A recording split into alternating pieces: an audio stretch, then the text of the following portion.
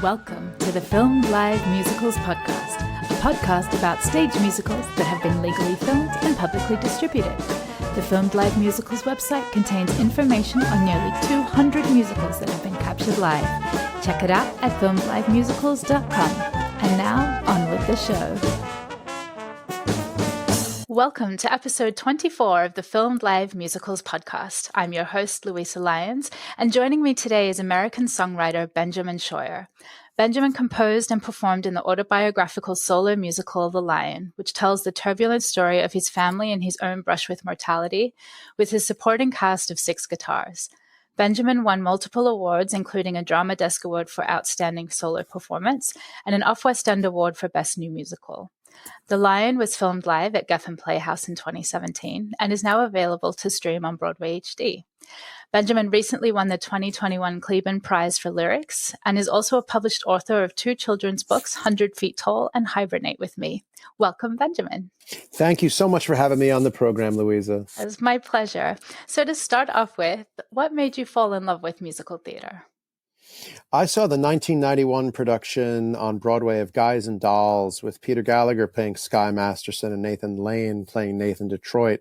And my father took me and my family to the performance. And I was completely taken by the entire experience. I thought Sky was the coolest person I'd ever seen. And I thought I wanted to be just like him. But in hindsight, it turns out I wanted to be just like Frank Loesser, who wrote the show. What led you to that journey of discovering Frank Loesser? Well, the songs in Guys and Dolls were extraordinary for many reasons. One particularly was that each lyric in each song follows the natural cadence melodically of what the words would be. And here's what I mean. The lyric, "When you see a guy reach for stars in the sky, you can bet that he's doing it for some doll."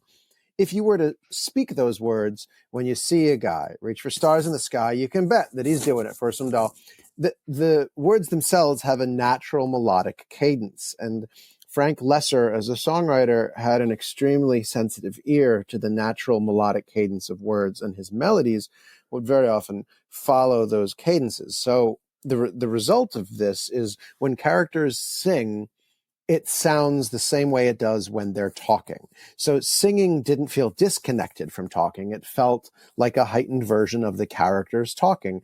And so it drove the plot more. It made the characters more clear. It made the dramatic tension higher. It made the story work together better. And I loved this type of songwriting, and it got me really excited to try it myself. Was it something that you studied formally as a young person, or is this something that you kind of came to realize on your own? I've studied songwriting formally, but not until I was a little bit older. I wrote my first piece of theater, musical theater, when I was 16. I was at school in England, and we had a drama festival. Our drama department was led by Simon Dormandy. He's a wonderful British director. And I was dared by Simon Dormandy at this English boarding school where I was a new student to try and write a rock opera. Now, I'd grown up playing guitar and playing piano, and I'd written songs for fun. I'd never taken to writing anything on a sort of larger scale. And I'd only ever seen Broadway musicals. I'd never seen a funky downtown show with a cast of 2 accompanied by a piano. So in my extraordinary naivety, I thought I would write a musical with a cast of 20 and an orchestra of 11. Just for your first show, an easy foray into... That's absolutely right. And so my teachers encouraged this, and I put the show up on stage, and I played guitar in the pit, and my family came to see the show, and Prince William took tickets. He ushered my show. So when my grandmother, who's still alive, is 100 years old, turned up, she had her ticket taken by Prince William, and after the show, I mean, I thought, well, this seems like the job that I want to have. I like creating worlds. I like telling stories, And I went to Harvard as an undergraduate and wrote the freshman musical my first year, and then wrote another musical, and would go back and forth really between making musicals and making records. And I was always interested in what I could learn from a record and apply to a piece of theater, and what I could learn from a piece of theater and apply to a record. Simple things like a continuous narrative from the beginning to the middle to the end of the piece. What larger story is being told? What musical and lyrical motifs help drive the piece? In a piece of theater, your audience promises to sit down and shut up for the entire time. And in return, the makers of and performers of the show promise, at least try to promise, to make the entire thing entertaining the entire time. Whereas with a record, if there's 10 songs on it and there's 5 songs that are good, like, you've got a pretty good record. But my thinking was, well, but if you have a show and there's 10 songs in it and 9 of them are good, then you have one problem. So what if I applied to show making what I apply to records, which is anything that's fat, anything that's boring, anything that's unconvincing, get rid of it. And then in thinking about how do I approach a show, I thought, okay, well, what are the singles? Like, the show shouldn't just live in the theater, but it should live beyond the theater. There should be a record that's cool. Each song should be able to stand on its own. You should make a music video for each song. And so when it came time to making The Lion, I realize I'm jumping ahead here, but just in broad strokes, when it came time to making The Lion, I recorded a number of the songs in advance of the show going up on stage, and I made some music videos for them. And we put the singles into the world, we put the videos into the world, and they were all connected to this central property. So this is all by way of saying, as a young person, I was interested in both theater and records. And as I became sort of more and more professional, I tried to figure out which pieces of which I could put together to make something more interesting. Oh, that's so fascinating. I'm curious about this, like, blurring of lines rather, between like music and record making in a kind of pop or rock sense and theater. And it's especially interesting with like the music videos that you've recently and earlier, that you seem to see it as all part of the same world, rather than like, this is a music video that's distinct from a live theater piece that's distinct from my record. It's all part of the same world. I think of the properties as radial rather than as iterative. And here's what I mean. With The Lion, when I perform the show, or I should even say when the show is being performed, it's one person on stage with acoustic guitars for most of the show. And there's a set, and there's costumes, and there's a story. Okay, so on the record, there's no set, there's no costumes. So how do you put set into a record? How do you put costumes into a record? How do you put lights into a record? Okay, well, when you have a show, you have a theater director. Great. So when you have a record, you have a record producer. And when I was working on The Lion, my director was Sean Daniels. And his job was to do whatever he wanted with the material that I'd written. That's a director's job. Trust your director, do whatever you want.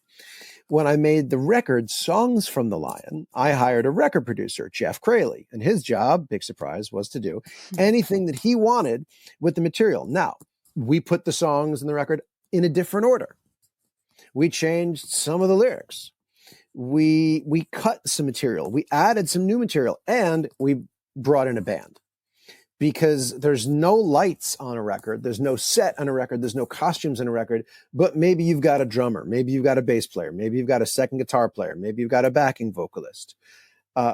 Records operate differently than shows. So rather than trying to kind of like iterate the show onto a record and then to make a music video, stick a camera in the back of your theater, which ultimately ends up looking like a diluted version of the thing, when it came time to making radial properties, as in properties that sort of connect to the central hub that is The Lion, after hiring a record producer to produce songs like Cookie Tin Banjo or Weather the Storm or Cure or The Lion, I hired the film director Peter Bainton to make some music videos for these pieces. And the first music video Pete and I made together was for the title track, was for the show, for the song The Lion.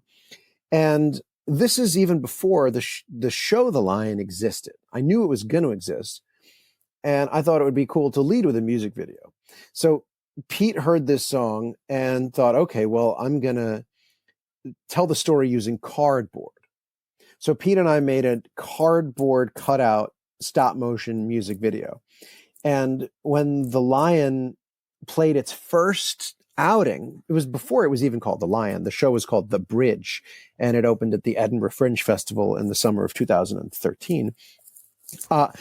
In addition to getting to Edinburgh with my guitars, I got to Edinburgh with a track that was on the radio and an animated music video that had, by this point, won some prizes at animated film festivals. So I was approaching the piece and audience members in all different ways. Do you like animation? Cool, check this out. Do you like pop music? Cool, check this out. Do you like storytelling? Check this out. Do you like theater? Check this out. And it seems obvious to me to connect one sort of artistic property to a number of different radial properties through different media, then like dilute your thing and dilute the version that's diluted and dilute the version that's diluted. So, and it gives me a great opportunity to work with cool artists. I love working with Peter Bainton, the director. I love working with Jeff Crayley, the record maker, because I like making movies and I like making records as much as I love working with Sean Daniels, the theater director, and making theater. And that's so smart, because a lot of other people I've talked to who have filmed live musicals, they talk about the need to have it on multiple platforms in order to get any traction. So it's so smart, even, to go to Edinburgh, to have all these different ways for people to access it and a way to promote it as well, because you're not just standing in Edinburgh with your flyers amongst the thousands of other actors and performers trying to plug your show. There's other means of getting in. Absolutely. Yeah. I mean, in Edinburgh, I'm sure your listeners are familiar, but for those who aren't, the Edinburgh Fringe Festival in Edinburgh, Scotland is the biggest theater festival in the world. And there's 2,500 shows. At least when I was there in 2013, there were 2,500 shows. And it's great because not only did I perform it every night in a little black box theater to what was like 30 people, I got to go and see all other shows the rest of the day. So for the hour and a half that I was working, I was doing the show, and then the rest of the time I would go and see other people's shows. And being a part of the theater community and the storytelling community and the music making community is one of my great joys. And it's absolutely necessary. I mean, even though The Lion is a one-person show, it did not get made in a bubble. I had probably 100 people who I could name who helped me make it. Fellow songwriters, fellow playwrights, lighting people, sound people, chefs, people who just make stuff. We're like, well, here's how to make your thing good. And then also the open mic community in Greenwich Village, New York City, where I was living when I was writing The Lion, because the great thing about an open mic is you turn up with your guitar or your story or whatever, and you have 5 minutes to do whatever you want to do on stage. And you can tell when your 5 minutes is not entertaining people, because they will get up and go get a cup of coffee or go pee or start talking to other people. Check their phones. And check their phones. And it's a great lesson, because that means, great, go home and rewrite your thing. Rewrite it such that everybody pays attention the entire time, because that's what you want. You want everybody to be entertained. Like, we're entertainers.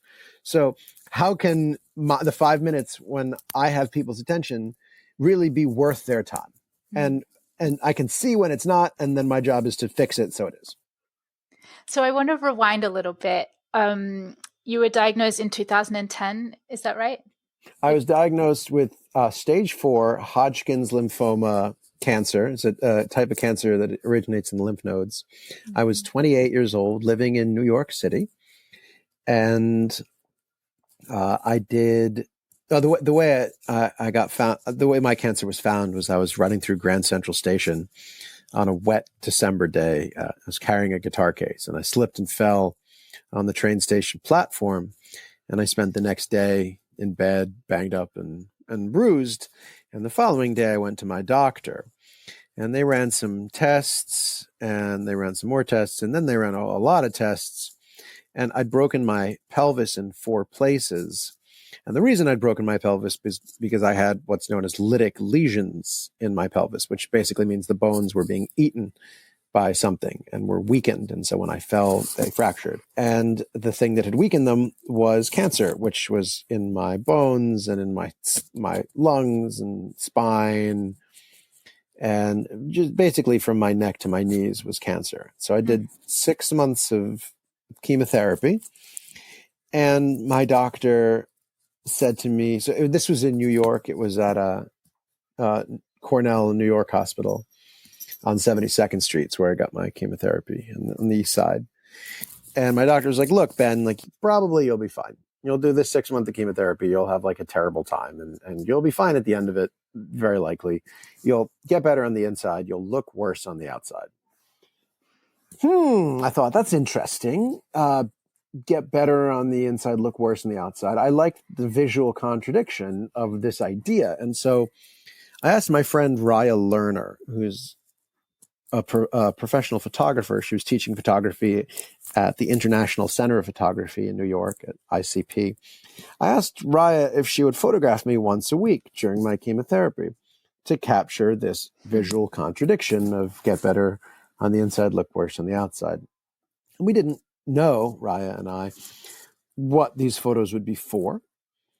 We weren't entirely certain how these photos would end, but we wanted to make work and have a project. And so that's what we did. Raya photographed me once a week through my chemotherapy. And I kept a journal through chemotherapy from December 2010 through July 2011. So you and I are recording this today in 2021 on the 7th of July. Yeah. The 11th of July this year is my 10-year cancer-free anniversary. Amazing. Congratulations. Thank you very much. So yeah, it was 10 years ago this week that I was told by my doctor that I was cured of cancer, that my chemotherapy had been successful. And I had 4 different chemotherapeutic chemicals: adriamycin, bleomycin, vinblastine, and dicarbazine. I mentioned all 4 of those chemicals in the show. And you can always tell during that lyric who is either a cancer survivor or an oncologist by looking around. And if somebody recognizes the names of those 4 drugs, you know what's going on. Yeah. Anyhow, when I started performing the show, The Lion, Raya and I had this collection of photographs and text from my journals, and we put it together into a book called Between Two Spaces, photographs alongside excerpts of these journals. And we sold this book at performances of The Lion, and I gave my proceeds to the Leukemia Lymphoma Society. And it was a real lesson in, like, sometimes you make work and you don't know what it's for, why you're making it, but that answer will come later. Like, make the work now, and the answer for why you made it will perhaps turn up at a later date. So make work, make work, make work. I love that desire and like innate force to keep creating, even at the most like one of the hardest times of your life. And when you're going through debilitating chemo, having been through it myself, I know how ravishing it can be on your body. And I'm in awe that you were able to keep doing something through all of that. What type of cancer did you have? I had leukemia. Past tense. And funnily, my anniversary is also coming up at the end of July. It will be 7 years since I was diagnosed. Congratulations. So, thank you. That's great, Luisa. What kind of chemo did you do? I don't remember the names of it. I had 3 different rounds. The first, one of them was the type where you have to shower twice a day, which with a PICC line is horrible. I hated every minute of that. And I also had radiation therapy and a stem cell transplant. All right. Yeah. All right. And when you talk about bone marrow biopsies in the show, it's like, yep, I know that pain all too well. Yeah, that's the most seared into my mind moment of my life, I think. Mm-hmm. Yeah, what is the lyric in the show? They biopsy my marrow. It's searing, blinding pain. Yeah. It was an interesting experience as a writer, to have 5 syllables, searing, blinding pain. I had 5 syllables to describe the worst experience of my life. And it was an interesting exercise in concision and in leaving things out. And that's something I think songwriters often have to do. You have to take something huge and you have 5 syllables to describe it, and that's it. And so you got to pick the best 5 syllables. And it's really something I learned a lot about songwriting from Raya, the photographer who I worked with, because I asked her, I was like, what makes a good photo, Raya? And she's like, oh, well, you aim your camera at something, but also you're choosing to not aim your camera at literally everything else. So it's mostly about leaving stuff out. There's harmony and dissonance, there's lightness and darkness, there's sort of focus, and there's blurriness. And your photo should be about one thing. And what the focus is not necessarily what your photo is about. And I was like, that sounds a lot like songwriting. And she was like, yeah, of course. Like, obviously, it's all the same. And so searing, blinding pain was, I liked, searing is, heat and cooking and change over time. Blinding is a different sense. It's visual, but the fact that a feeling could be blinding and a feeling from heat could take away a sense. I liked the contradiction and sort of overlap of senses, because pain at a certain point becomes a sensory overload. It just kind of stops the mind from functioning. And so that was my songwriting attempt to capture that. And it was hard. It was hard to pick those words. I think I went through a lot of options. I had my copy of Roget's Thesaurus with me, and was like, all right, let's be really practical. Like, what, I just wrote down 100 words that it was like. Because it is like, on any different day, Louise, I imagine, like, what's a bone marrow biopsy like? We could write an entire book on that. Yeah. 5 seconds, right? Yeah. Having done, I've lost count. I think I got to 17 of them by the end of my treatment. And I will tell you, by the last one, I could sing through it. Wow. What did you sing? Something musical theater, probably Mary Poppins or something.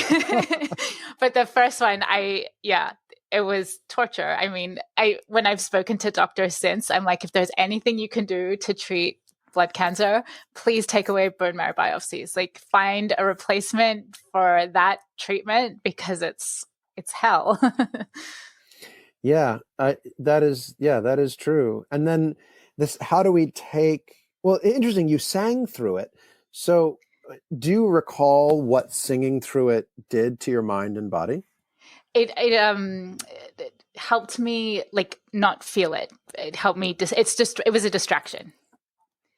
Yeah, and I mean, music really can, and specifically song, it can change the way we feel if we sing a song or if we listen to a song. And that's something that I find extremely powerful as a maker of songs, that I realize I am tasked with an opportunity to affect how people feel.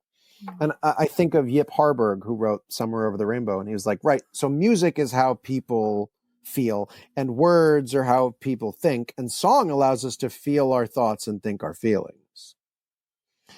And it's an extremely powerful idea that song can transport us. It can take us away from pain. It can take us away from sadness. It can heighten emotion. It can clarify emotion. And for me, writing a song can often help understand something. And by understanding it where I had no control over it, I can now regain some sense of control over it. And so by writing about cancer, the thing that had control over me, I could suddenly have control over cancer. And thus, by writing songs, I became an alchemist. And was that what drove you to write The Lion? Was it the processing of it, or it was just that continual desire to create? Writing The Lion was a very active decision to take control over elements of my life that I felt had taken control over me. my father died when I was 14, and I had never face on confronted my own feelings around his death and my own resentment and anger at him for dying and my own shame and feeling like I had in some way contributed to his death or not done enough to be a good son while he was alive, while he was ill. I mean, I was a little boy, and like my father had a brain aneurysm. My behavior had nothing to do with this as a kid. But when you're 13, you think the world revolves around you. Anyhow, in writing The Lion, I had to actively kind of make peace with the relationship I had with my dad, and really make peace with myself. And in a really practical sense, I was cancer-free, newly single. I'd broken up with a partner just before I was diagnosed, living in New York City. And the only thing I had to talk about was cancer. I mean, like, so I'm put a pause in this. I went to a wedding not long ago, sort of the first wedding I'd been to since this pandemic hit the world 17 months ago. And at the wedding, it was extremely awkward for anybody to talk to anybody because all we had to talk about was the pandemic. It's like the only thing anybody had to talk about. And nobody wanted to talk about the pandemic. Similarly, when I finished cancer, if I were to go on a date or meet somebody new, what have you been doing, Ben? They'd say to me, so what have you been up to? And, cancer, cancer, cancer, cancer, cancer was my answer. Mm. And then they would either run away or be like uncomfortably interested in my sort of superhero-y martyrdom, which I didn't believe. And I didn't like that either. Mm. So going to open mics was really a venue where I could pour out my distilled heartache and experience in 5 minutes, and everyone would clap, clap, clap, clap, clap. And then the next person would go up. So it was this sort of group community therapy that allowed me, well, first of all, it was something to do. I love playing guitar and singing. and it gave me an outlet where I could process what had happened to me. And I mean, the first song I wrote about my time going through cancer was the title track in the show, is the song The Lion. And it's as much influenced by Frank Loesser, who wrote Guys and Dolls, as it is Marshall Mathers, better known as Eminem. I'm a big fan of hip hop, and Eminem is a hero of mine, lyrically, as Eddie Van Halen is guitaristically. Eddie Van Halen, who just died last October. God, that really broke me up. Anyway, and so the song The Lion was sort of me doing my best to do Marshall Mathers style lyrics. At the risk of getting burned, I've tried to guide the pride to learn to find their own ideas of fire and fan the flame. With other stuff to do and see, they left the music all to me. The things that made us lions were not the same. Like that's me taking a page out of Marshall Mathers' playbook. But you pair it with acoustic guitar, suddenly it sounds like folk music, and you tell a story with it, and then suddenly it sounds like musical theater. And so I was really drawing from a number of different influences, all for the purposes of trying to kind of find my way in the world and make my way back into life. And I think also probably The Lion is like a huge personal ad. I was single and kind of ashamed of some of the experiences that I had, and ashamed of how my body had let me down. And when you're single and, young, you want your body to be this successful, sexy thing. And my body had been this thing that I felt had totally let me down. And I mean, the writer Suleika Jawad has written a lot about young people with cancer and sexuality and how they overlap in these things in a really beautiful way. And she's just published a book called Between Two Kingdoms, which I recommend to the world. I sobbed my way through that book. yeah. She's great. She's wonderful. Yeah. And what was I had a larger point of goodness personal me. ad, The Lion. Oh yeah, The Lion was really a personal ad, and Shayna Taub, another songwriter who I really love, dared me to write one true couplet of what cancer was like. When I told Shayna I wanted to work on the show, she's like, write one true couplet. And so I wrote, now there's blood and shit pooling round my toes as I unclog my bowels with the shower hose. And I was so sure that if I shared this line with anybody, the world would explode, that nobody would want to talk to me. Nobody would want to be my friend. Nobody would want to go on a date with me or have sex with me, or nobody would think I was cool. And with extraordinary trepidation, I showed this couplet to my friend Shayna, and she was like, yeah, cool. That's a good couplet. And I read another one. And Yes, and the Sheena. thing, yeah, she's great. She's super. And the thing I found when I performed the show and it had this line in it, it gave other people permission, people who were listening, it gave them permission to understand that the shame they had around their own lives and their own bodies was not uniquely theirs, that everybody, that they're not alone, that we're not alone. And that it's like, it maybe to ease the burden of their shame a little bit and be like, hey, look, this happened to me too. It's okay. Like, it's still cool. We're still cool. And that maybe self-acceptance is more powerful than shame. And thank you, Shayna, for daring me to do that. I also had a songwriting teacher named Laurie White. We lost Laurie to cancer a few years ago. But when I studied with Laurie at the Johnny Mercer songwriting workshop in Northwestern in 2010, this is before I was diagnosed with cancer. And the advice that Laurie gave me about songwriting was this. You want to write a good song, she said, write something you don't want other people to know about you. You want to write a great song, write what you don't want to know about yourself. Wise words, Laurie. Wise words. And that's so profound. And you can see so much of that in The Lion, that you took those words to heart. I really did. And it's hard to do that, man. Like, truly, anybody who's listening, songwriter or otherwise, take out a piece of paper and a pen and write down something you don't want to know about yourself. Like, really do it. And, and burn it later if you want. You don't have to show it to anybody. But see what it's like. The first time you do it, it is the most horrifying thing you'll ever. It's terrifying. But if you do it every day, twice a day, it just becomes your job. And you also run out of stuff. And you also realize that if you ever do show it to other people, it's not as big a deal to them as it is to you, because they have other stuff. And that's the stuff that makes them feel more comfortable as audience members hearing, because it makes them feel like you're not fronting.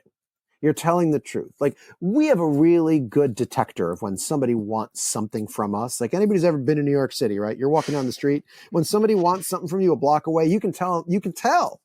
We're good at that. We have a sense of it. And when somebody in their song wants you to think that they're cool or they have it all together, like, man, we can tell. But if somebody's just telling you the truth as best they can, and maybe they're getting it wrong and they're not, but like, they're really trying, like, you can tell. Absolutely. So you can write it down on a piece of paper, you can burn it, or you can take it to Edinburgh and then transfer it to City Centre Stage 2. Yep, that's right. It was 7 years ago this summer in 2014 that The Lion opened at Manhattan Theatre Club at City Centre 54th Street, I guess it was. And from the Edinburgh run, we'd cut some songs, we'd rewritten some songs. I'd added, I don't know, a handful of new songs, a bunch of new guitars. I had my two main guitars in the show were built by a company called Froggy Bottom, based in Vermont. And Froggy Bottom was started 51 years ago by Michael Millard, who is one of the great living guitar builders. And yeah, the show opened in summer 2014, and my mother came to see it opening night, and she'd seen it in Edinburgh. She hadn't seen any of the early revisions. And it became a hit. It was a hit, and we sold out. I think we sold out the Manhattan Theatre Club run, and the New York Times gave it a lovely review. And so I live in London now, and here in London there's a number of newspapers. But of course, if you open in New York City, the one review that really mattered then was the New York Times, and Charles Isherwood gave the show a lovely, lovely review. And then and later, the New York Times, we premiered the music video for the song Cure. in the New York Times health page. Mm. And that's another Peter Bainton directed video. But after the show opened in New York, I went to London and played at the St. James Theatre and won the award for Best New Musical in the Off West End Awards. And the woman who's now my wife and the mother of we have a little girl. She came to see the show in London. We'd met at the British Animation Awards earlier that year, where The Lion was playing in competition and where the animated television program that my wife worked for had won a prize. And so her name's Jemima Williams, and Jemima and I met at the party at the British Animation Awards. And so all thanks to the song The Lion. And then she came to see the show and we went on a date. And so The Lion, I guess as a big personal ad, it really did seem to work out because, I got to meet the love of my life. She knew the gory, she knew the terrible, the hard part of your life, and you kind of didn't have to go over that, right? Like she knew, she understood it already. That's true, though. I mean, of course, The Lion is a show, and I do play a character named Ben, and yeah, it's very tightly based on me in my real life, but Benjamin Scheuer, the person, and Ben, the character in The Lion, are different. And whenever what really happened was not interesting or not entertaining, not worthy of a theater show, we change it. I mean, something you might, viewers who can watch the show on Broadway HD would notice is in the show, the character Ben has no friends. The brothers, Adam and Simon, who are my real brothers, play the role of all things friends would play the roles in the show. It was simply too complicated to have other characters. At the end of the show, my character goes to a golden castle town, goes to Italy by himself. That's not what happened in real life. In real life, I went with my brothers and I went with my mother. But I played an early draft of the song Golden Castle Town to my brother Simon about driving around Italy with my family. And Simon was like, your idea of heaven is being in a car with mom. And this was a good note. And Simon's a wonderful songwriter. And so, I mean, I changed it. So my character went to Italy by myself. So when my wife and I met, she had seen my show and seen my, my autobiographical piece. It was important for me to make sure she knew that, like, it was highly stylized. And there's a lot more, just like we talked about with Raya and her camera. Like, we pointed the show at a very specific place, but there's a lot of places we didn't point it that were also real. Not at absolutely everything. I'm curious what it was like, even with the show being stylized and bending of the truth, how your mom reacted to seeing it. I think it was very emotional for her. And I think it was hard for her to see her son go through cancer on stage. Like, she didn't want to see that, I mean, she lived it already. Yeah, she lived, and seeing her husband die on stage, my father, she lived that already. So I think it was really hard for her to see. Also, in the show, I talked a lot about the challenges that my father and I had in our relationship. For the most part, we got along great. But of course, when somebody dies, memory can be a strange magnifier. Memory will magnify things that perhaps weren't magnified when they happened. And so, 99 times out of 100, I got along with my dad, but the 1 out of 100 times I didn't were the times I remembered. So my memory and the memories I chose to share about me and my father were not what my mother remembered. Now, of course, everybody remembers things differently. And trauma and grief, we process differently. So I think it was both hard for my mother to see me going through these tough things, but also hard to realize that, like, different people experience trauma differently. Mm-hmm. Oh, absolutely. Yeah. Even, I imagine your brothers have a very different experience of your father's death than you do, because even siblings growing up in the exact same house can have wildly different experiences of the same event. I think you're absolutely right. Yeah. And, so maybe my brothers will each write their own one-person shows, and my mother will, write her Well, she joked that she's going to do her one-woman dance show. My mother doesn't dance, by the way, so no. Even better. All the more reason to do it. To do a one-woman dance show. Yeah, we're waiting for you, Mom. I'm here for it. All right, So thanks, the show also, you toured all around the United States. It was 500 performances around the US. Were there any performances that stood out to you? Anything that was memorable or special? Yeah, there were some memorable performances. Somebody died in a performance I gave. An audience member. At the end of the show closes with the song called "Cookie Tin Banjo." It's a reprise of the opening number. At the end of "Cookie Tin Banjo," somebody stood up, wobbled, sat back down, and then I saw a crowd of people around them, and I heard later that this person had not opened their eyes again. And the way I heard it was the man's widow had gotten this sort of automated email from the theater, like, "Hey, how did you like the show?" And she'd, in her shock of her husband suddenly dying, had filled in the survey and was like, "This show should come with an emotional warning. It killed my husband." And I heard about this. I'm laughing only because I don't know what else to do. I heard about this through my director told me, and he was like, "Just to be clear, Ben, like, your acting did not kill this person. You are not a good enough actor. In fact, you're not a good actor. You're not you're a great guitar player. You're not a good actor. You didn't kill this person with your guitar playing. You didn't kill this person with your acting. Like, these two things happened. Your show and this person dying happened very, very unfortunately, coincidentally. Like, they were not causal. This wasn't your fault." And at the time, I think I was like, "Oh, of course, I know that." But I'm really, really glad that Sean Daniels, this wonderful director of mine, told me that I didn't kill this audience member, because I was really worried. Because like once every 10 shows or so, there's a section in the show that you mentioned earlier, Luisa, where I name the chemotherapeutic drugs.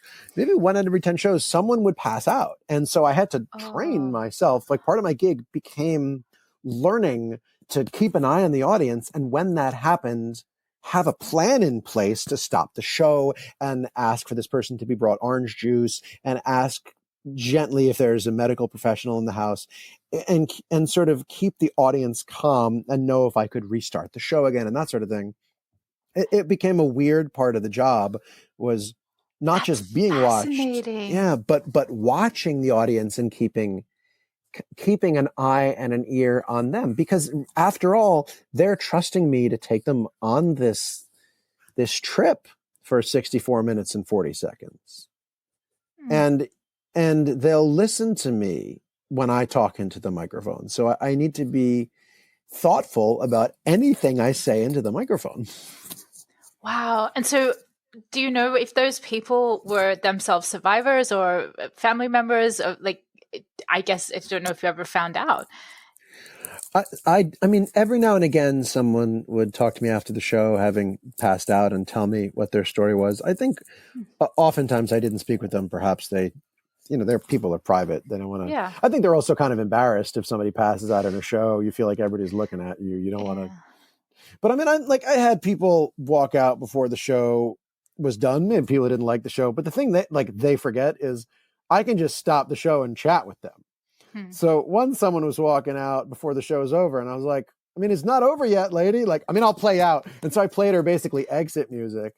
Like sometimes people's phones go off, or like somebody be checking their email, and like they're not used to the fact that I can be like, "Hey, dude, you're totally checking. Like, I can see you." And Ben Stanton did the lights for this show. And one thing he did not decide to add in the lighting was a big blue light on your big dumb head. So like, put your phone away. People don't expect that the show is going to stop and single them out. But I can do that as a performer. Yes, and, Patty LaPone. Yeah, right. And like, I never want to antagonize my audience. But, if somebody's really like, creating bad vibes, like I can mess with them a little bit. Yeah, that is your privilege as the performer. Yeah, It's your space at that point. Oh wow, I was not expecting that poor person to pass away during your show. That was quite no, unexpected. So you got to Geffen Playhouse at the end of that tour, and yeah. what led to the decision to film the show? The Geffen Playhouse had been doing work to film some of their shows. They had the infrastructure in place, and it's a really well done film. They put some real money into it, and I think it looks great. I think we filmed 6 or 7 performances, 2 of which we did without audiences, so the cameras could be on the stage. And I mean, the microphones in the show are really beautiful studio microphones, so it sounds great. It looks great, and it's great to have a record of it. I don't plan on performing The Lion again, but and nobody knows this yet, so I might as well say it here. The Lion is going to open with a new performer playing Ben in London in 2022. Oh, that's so cool. So is it going to be licensed? Is it going to be? I mean, licensed, not licensed so much as a director approached me and was like, "Hey, I'd like to do this show," and I said, "If you want to direct it, if you can find somebody who will do it." I don't care where you set it. I don't care who this person is. I don't care anything so long as they can play it. At that point, you can do whatever you want. And they found a wonderful performer, and the show is gonna start again in London in 2022, and hopefully make its way back to the United States and perhaps elsewhere as well. And stay tuned, friends. Oh, that is super cool. How special is that?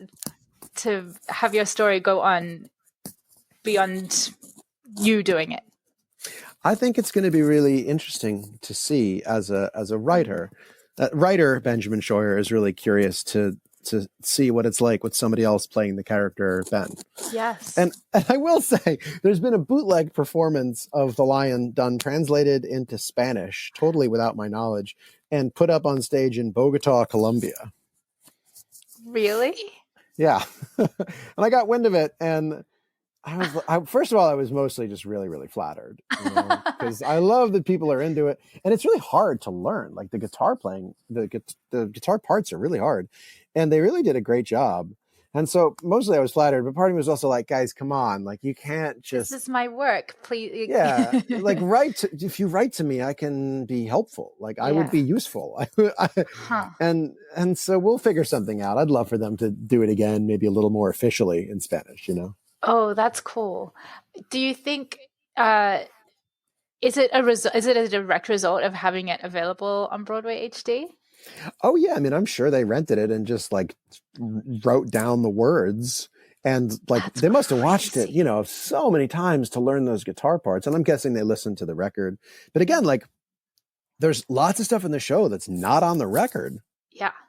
So, I mean, I was really touched that somebody sat down and like learned this piece. It's a lot of work.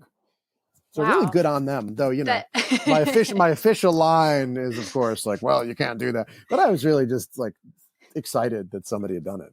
But also like royalties and permissions and yeah, there is that, of course, and which is why I can't condone. I can't allow that to happen. We need to go through official channels, but yes, and translations like there's. That's a very tricky art too. Translating from English to any language back and forth. Words are important, as you know. Yeah. Just something that you're passing interest. What would you say to other performers who are hesitant about filming or streaming their work? Performers or writers?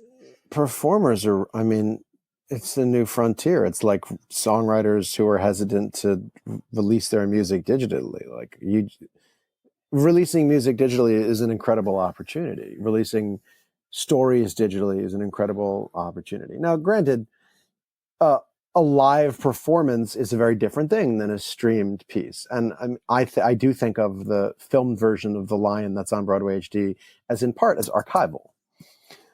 But that didn't stop me from wanting it to be done. I wanted it to be done well. I wanted it to be mixed well and edited well, and I wanted it to look good and sound good and feel good. I don't think of it as a substitute, but I think, especially given the last year and a half when live theater hasn't been available, to have at our fingertips the opportunity to, when we can't go out to the theater, to see and hear pieces. It's incredibly valuable. Again, it's not an or, it's an and. It's not a zero-sum game. There's not a lot of downside. Just do it well. Do it well.